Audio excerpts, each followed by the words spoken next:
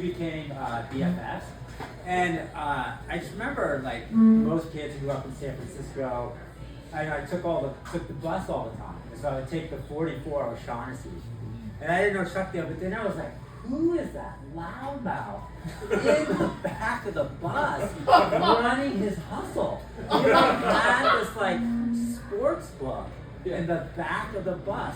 He goes, you're going to give me the Giants in 7? Or you're going to take the Seahawks -3? Oh, I got that all day. I got that all day. And I was like, who is this guy? Like running this.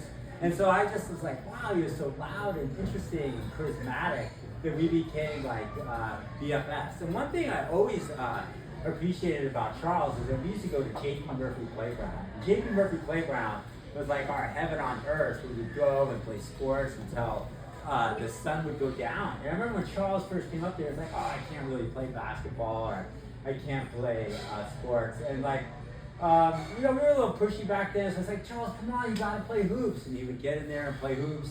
And then he would play strikeouts with us, like this. And then you would have to hit the ball into the tennis courts, and Charles would sort of lollygag. And I was like, Charles, run your hardest! Run your hardest! And he's like, what do you mean? I was like, sprint after the ball, even if you don't think you can get it. And he's like, he goes, what about the tennis players? Like, there's always another point. Just run the court.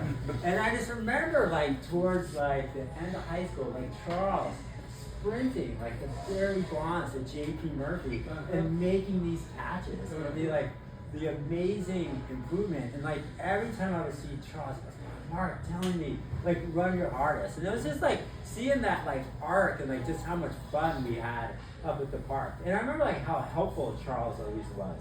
He was always willing to be helpful. He helped me write my debate case for going to Loyola Marymount. He helped me write my like college like essays, and even like getting jobs here. Like he was like helpful, like teaching me and taking me under his wing and doing sales and things like that.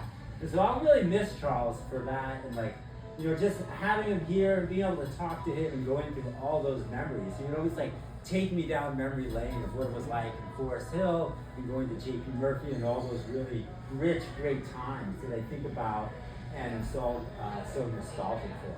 So I'll just pour a little bit of my iced tea out for him today. Thanks, Mark. Thank you.